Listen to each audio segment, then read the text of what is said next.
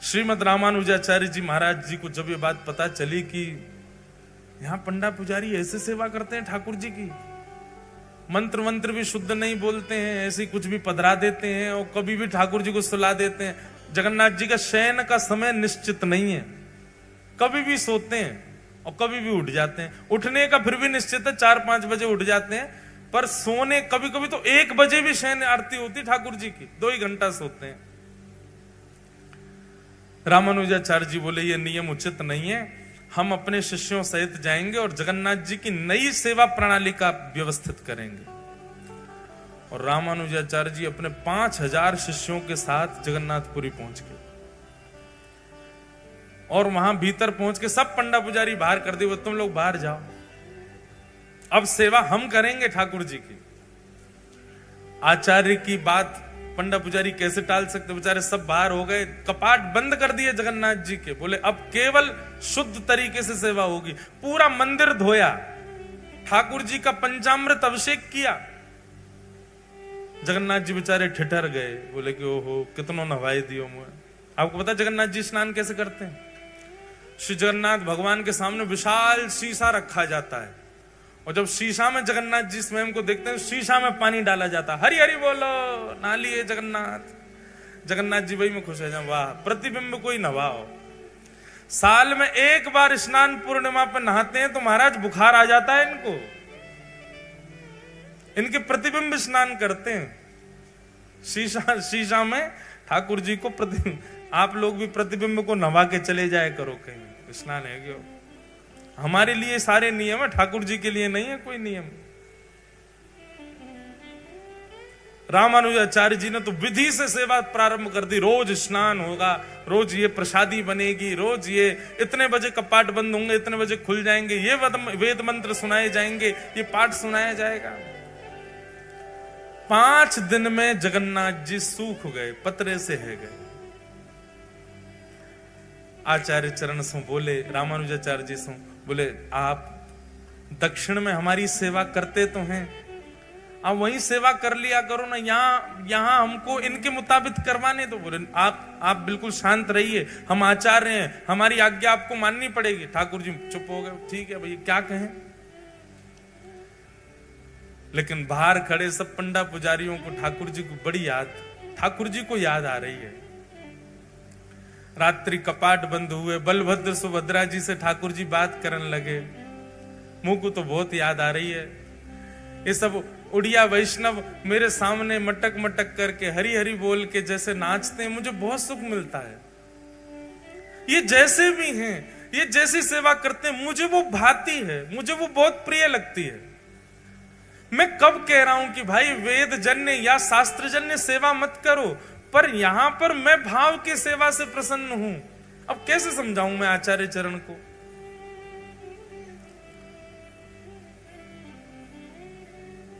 अच्छा ठाकुर जी ज्यादा इसलिए भी नहीं बोल पा रहे कि बलराम जी जो हैं यही तो रामानुजाचार्य हैं, शेषावतार है रामानुजाचार्य। अब ज्यादा कैसे बोले जब बगल में ही तो बैठे हैं। तब अर्धरात्रि का समय, सब सो रहे थे। ठाकुर जी ने गरुण जी को बुलाया, द्वार पर बैठे, इधर आओ जी, जय जय आज्ञा। बोले काम करो, विशाल स्वरूप धारण करो, इतने बड़े पर कर लो। सोते हुए रामानुजाचार्य जी उनके सबरे शिष्यन को ले जाके दक्षिण छोड़े आओ और द्वार खोल दो हमारे। रात्रि गहरी निद्रा में सोए थे सब आचार्य चरण और सारे शिष्य। गरुण जी महाराज पहुंचे और तनिक तनिक से किसी को पता नहीं चले, चुपचाप सबको उठा करके अपने पंख पर धारण कर लियो, पीठ पर धारण कर लियो और श्री जगन्नाथपुरी से उड़ करके गए दक्षिण भारत में। श्रीरंगम में जाकर के सबको खटिया सहित उतारे आए, खटोला सहित ले गए थे और वहां पर सबको सुला करके लौट करके आए। द्वार खोल करके फिर से सबरे पटना पुजारी भीतर कर लिए। जगन्नाथ जी झूमन लगे, बोला अब सुख है, अब बढ़िया है, सबरे आ गए फिर से। यहां रामानुजाचार्य जी सुबह सुबह जैसे नेत्र खुले, स्थानी बदल गए, द्वारी बदल गए, खिड़की बदल गई, वातावरण बदल गया, सब कुछ बदल गया। और बाहर आकर के जब देखा, पूछने लगे आपस में, अफरा तफरी मच गई, कहां आ गए हम। तब किसी ने बताया वो तो श्रीरंगम है। रामानुजाचार्य जी के प्रेमाश्रु प्रकट हो गए, और प्रेमाश्रु प्रकट हो गए, दौड़ करके गए, श्रीमन नारायण भगवान शेष शैया पर पौड़े थे, जाकर के उनको हृदय से लगा लिया। बोले नाथ, आपकी भक्त वत्सलता की बलि बलि जाएं, आपके इस प्रेम के हम वारी वारी जाते हैं। अरे स्वयं ने वेदों में, स्वयं ने शास्त्रों में इतने नियम बना दिए अपनी सेवा के, लेकिन प्रभु आप तो भाव के भूखे हैं, वहां भाव से आपकी सेवा करते हैं सब वैष्णव जन, वही आपको प्रिय लगती है। विराजो, ऐसे ही विराजे रहो, जैसे उन वैष्णवों को प्रिय लगता वैसे आप सेवा स्वीकार करो। तो ठाकुर जी को क्या भा जाए कुछ पता नहीं है। पहले मैं टोक देता था घर में जाके, ऐसे सेवा मत करो, फिर इन कथाओं के बाद में अब मुझे लगता है नहीं, शायद इनकी इच्छा ही ऐसे रहने की होगी, रहने दो। पर हाँ, कहीं ज्यादा ही अनीति होती है तो फिर मैं कह ही देता हूं, मैंने यार चना चनोरी तो भोग मत लगाओ, भोग तो लगाए करो ढंग से। ठाकुर जी के नेत्रन के नीचे मैल जमको ने नवाए तो दे करो, थोड़ा बहुत कहते, ज्यादा नहीं कहते। तो सदन कसाई के यहां ठाकुर जी को लुढ़कवे में सुख मिलता है। संत हृदय से लगा करके शालिग्राम भगवान को सदन कसाई के पास गए। सदन कसाई ने चरणों पर बोले मुझे क्षमा कर दें, आपने जब से कल से बताया मुझे नींद ही नहीं आई कि मैं कितना बड़ा अपराध कर रहा था। संत ने जाकर के कहा, सदन तुम कितने भाग्यशाली हो। बोले क्यों? पूरी बात बताई मैंने, तो ऐसे सेवा करके ठाकुर जी को बढ़िया व्यवस्थित किया। रात्रि में स्वप्न में ठाकुर जी आए और ठाकुर जी के प्रेमाश्रु छलक रहे थे, और ठाकुर जी कह रहे थे मुझे तो सदना की याद आ रही है, मुझे तो उसी के पास रहना है। ये बात सुनकर के इतना रोए सदन कसाई, इतना रोए। बोले मैं तुच्छ प्राणी, मैं पापी प्राणी, मैं अभागा व्यक्ति, मैं अयोग्य व्यक्ति, मैंने अपने जीवन में कुछ अच्छा नहीं किया, मेरे लिए ठाकुर जी इतने श्रमित हुए, मेरे लिए ठाकुर जी आपकी निद्रा में आकर के रुदन करने लगे।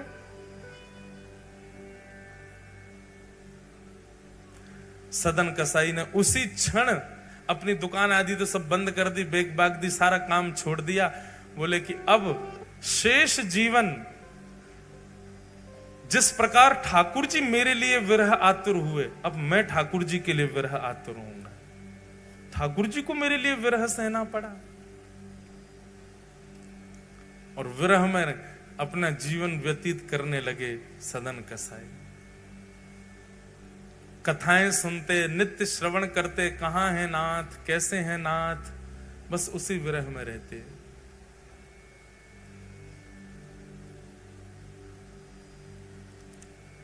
एक दिन जिस गांव में सदन कसाई रहते थे, उस गांव की कुछ टोलियां जा रही थीं, जय जगन्नाथ जय जगन्नाथ घोष कर रहे थे। सदन कसाई ने पूछा, आप सब कहां जा रहे हो? बोले महाप्रभु श्री जगन्नाथ जी विराज रहे हैं उड़ीसा में, उनके दर्शन करने के लिए जा रहे हैं। सदन कसाई ने कहा, आपकी आज्ञा हो तो मैं भी चल दूं साथ में। सब जन बोले अब दो चारों ने तो हाँ किया, बाकी सब उसको हीन भाव से देखने लगे। ये तो कसाई है, ये तो ऐसा है, ये हमारे संग चलेगा, इसका स्पर्श होगा, पानी छू देगा, अन्न छू देगा, हम कैसे पाएंगे?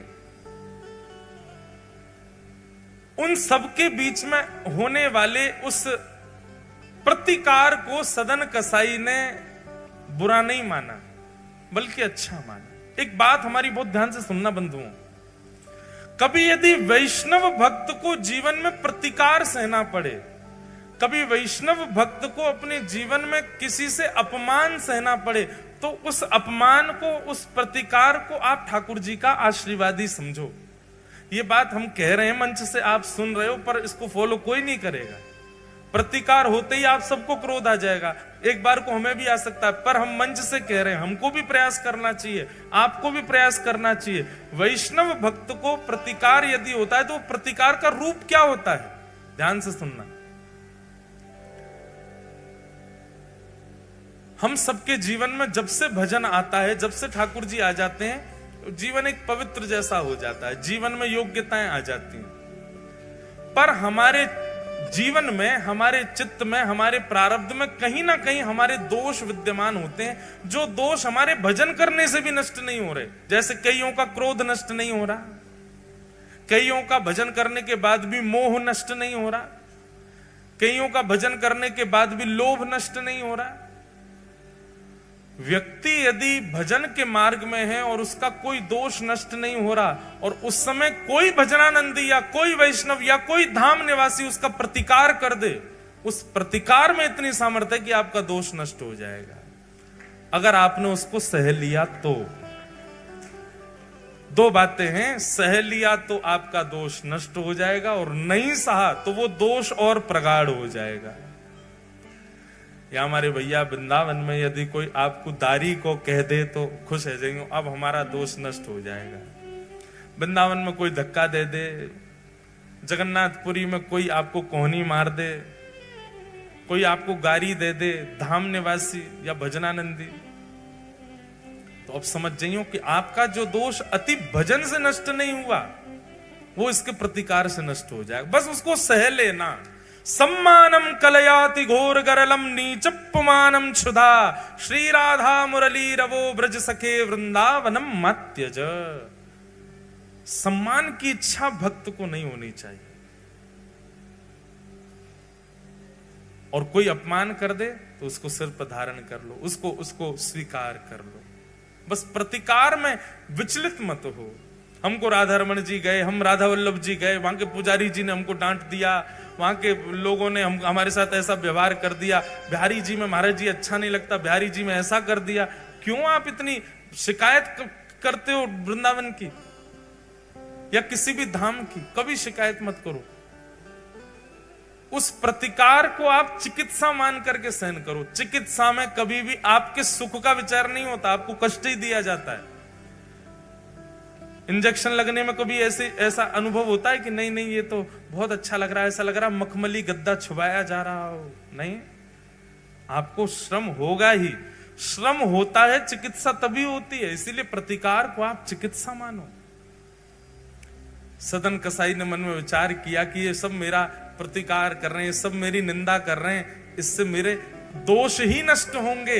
मैं जगन्नाथ जी के पास जाने लायक नहीं हूं, पर ये मेरा अपमान करके मेरे दोषों को नष्ट कर रहे हैं ताकि मैं उनके योग्य बन जाऊं। ऐसी भावना। पूरी मंडली सब जा रही थी जगन्नाथ जी की जय जयकार करते हुए। अब जिस मार्ग पर सब वैष्णव चल रहे थे, सदन कसाई उस मार्ग को छोड़ के मार्ग से नीचे जहां पर कीट कंकड़ पत्थर और कांटे पड़े हैं वहां चल रहे हैं। बोले मैं इतना योग्य थोड़ी इनके पीछे चलूं।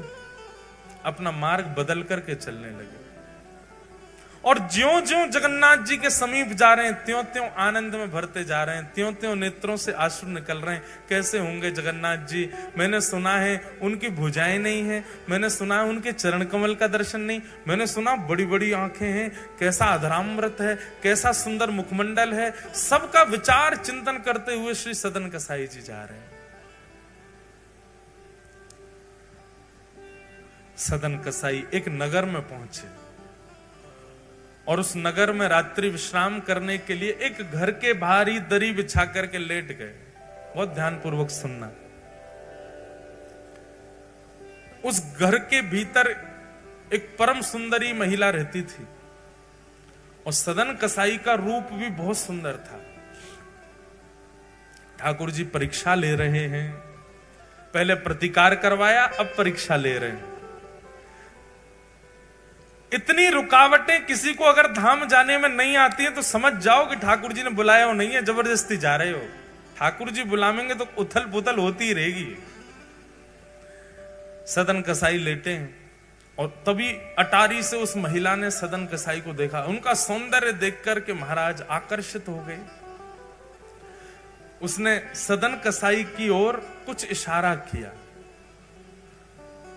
और सदन कसाई ने देख करके, सदन जी ने देख करके एक बार तो उसको अनदेखा किया, दूसरी बार देखा तो उसने फिर कोई इशारा किया।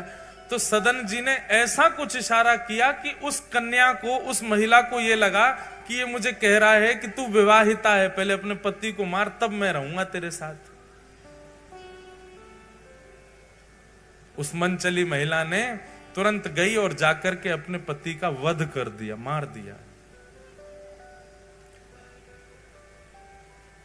विषय जब आपके चित्त में प्रगाढ़ हो जाता है ना।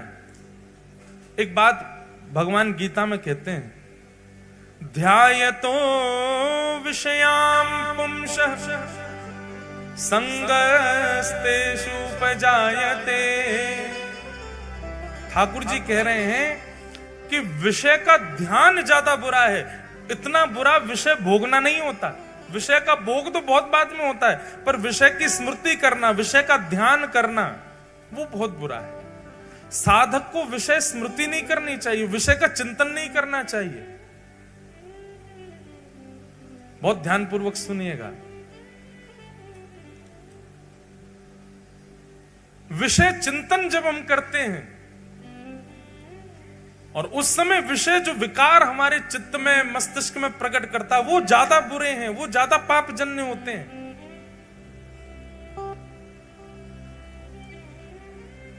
महिला के चित्त में वो विषय उत्पन्न हुआ, उसने अपने पति का वध कर दिया और वध करके बाहर आई और सदन कसाई से कहने लगी, तुम्हारी आज्ञा मान करके मैंने अपने पति को मार दिया। सब लोग इधर देखो, सावधानी से कथा श्रवण करो। महिला गई और सदन कसाई से बोली, तुम्हारे कहने पे मैंने अपने पति को मार दिया, अब तुम मेरे साथ रहो। सदन कसाई बोले, मैंने तुमसे कब कहा कि अपना पति मार दो? अच्छा, तुमने मुझे इशारा नहीं किया था? तुम्हारे लिए मैंने अपने पातिव्रत धर्म को तोड़ दिया, अपने पति को मार दिया। मैंने इसलिए मारा क्योंकि तुम संग रहोगे, तुम मुझसे विवाह करोगे और तुमको मेरे संग रहना ही पड़ेगा, और तुम नहीं रहे तो पूरे नगर में हल्ला मचा दूंगी कि तुमने जानबूझ करके मेरे पति की हत्या करवा दी और फिर मेरा त्याग कर दिया। सदन जी तो मंद मंद मुस्काने लगे, बोले, ठाकुर जी, प्रतिकार सहन करने के लिए मैंने स्वीकार किया था कि मैं प्रतिकार सहन करूंगा, पर मुझे नहीं पता था कि आप इतना बड़ा प्रतिकार करवा दोगे। ठाकुर जी बहुत खेलते हैं बंधुओं। एक बात हमको याद आती है हमारे पंडित श्री गया प्रसाद जी महाराज की। हमारे भैया आए हैं गिरिराज जी से। कल आप कह रहे थे कि पंडित जी महाराज के उत्सव में भैया जी एक बार गिरिराज जी में कुछ प्रसंग रखो। हमारे प्रथम श्रोता हैं पंडित श्री गया प्रसाद जी महाराज, जो सबरी कथा सुनते हैं सामने बैठ के। आपकी गोद में ठाकुर जी खेलते थे, साक्षात श्याम सुंदर और किशोरी जी प्रकट होकर लीला करते थे। पंडित जी महाराज की एक बात बहुत ध्यान से सुनना। पंडित जी से किसी ने कही, बोले, बाबा जीवन में बहुत कष्ट आ गए हैं, ठाकुर जी कष्टों पे कष्ट दिए जा रहे हैं, क्या करें? परिवार विपरीत हो गया, कार्य विपरीत हो गया, समाज विपरीत हो गया, ठाकुर जी ने इतने कष्ट दे दिए, अब क्या करें बाबा? तो पंडित जी महाराज प्रसन्न मुद्रा में उत्तर देते, भैया जे कन्हैया है ना, जाके खेलवे की बड़ी आदत है, जे हमारे संग खेलो करे, ब्रजभाषा ही बोलते थे शुद्ध, जे हमारे संग खेलो करे, जे कष्ट ना है, जे कन्हैया खेल लो है हमारे संग में। लाला चिंता या बात की मत करे कि जीवन में कष्ट क्यों आ रहे हैं। भले ठाकुर जी तो यूं कह दे, अरे लाला तू कुछ जितनो खेलना हो तो उतनो खेल ले, हमें कोई चिंता नहीं, पर हमको एक वचन दे। बोले, कहा? खिलौना में ही रहना चाहिए, खिलौना नहीं बदलियो लाला कभी, खिलौना सदा मुंह को ही रखियो। लाला कहीं तेने खिलौना बदल लियो और मुंह को किनारे पटक दियो। अच्छा देखो, बालक जिस खिलौने से खेलता रहता है वो ही खिलौना बार बार टूटता है, और जिस खिलौने का त्याग करता है वो सुरक्षित खड़ा ही रहता है कोने में। जो समझो पूर्व सुरक्षित है, बिल्कुल बढ़िया है, कोई जीवन में तुम समझिए कोने धरो भयो खिलौना है। रोज रुदन होता है, रोज परेशानी होती है, रोज विपत्ति आती है, रोज थक जाते हो, रोज ठाकुर जी के आगे कहते हो क्यों ऐसा, तो समझ जाओ तुम प्रिय खिलौना हो, ठाकुर जी रोज खेल रहे हैं आपके साथ, रोज खिला रहे हैं। आज ही श्री जगन्नाथ जी से प्रार्थना करो, हे जगन्नाथ प्रभु,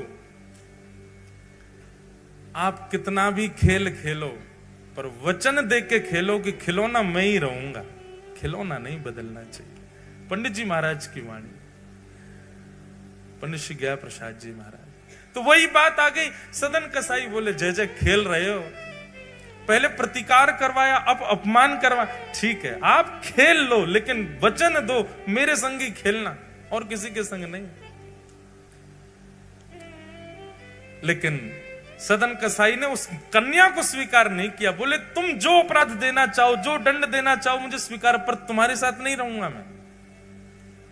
कन्या ने हल्ला मचा दिया, पूरे नगर इकट्ठा हो गया, सब पकड़ करके सदन जी को राजा के पास ले गए और राजा से जाके कहा कि इसने इनके पति का वध कर दिया, ये कह के कि मैं संग में रहूंगा, और अब इस कन्या का भी त्याग कर दिया।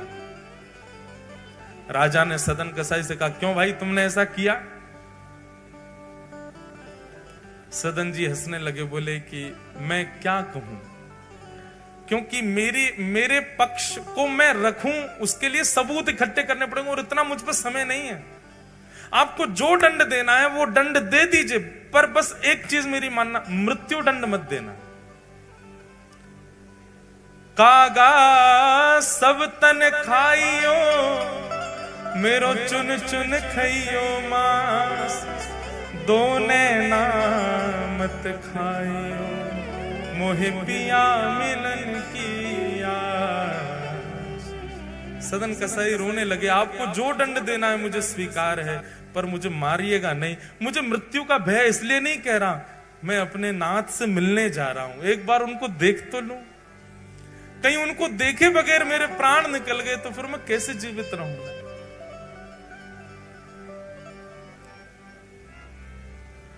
मीराबाई का एक पद है, बहुत सुंदर पद है, मुझे बहुत प्रिय लगता है। कल रात्रि में भी मैं गा रहा था, कमरे में सब बैठे थे वैष्णव जन। कबहू मिले पिया मोरा गोविंद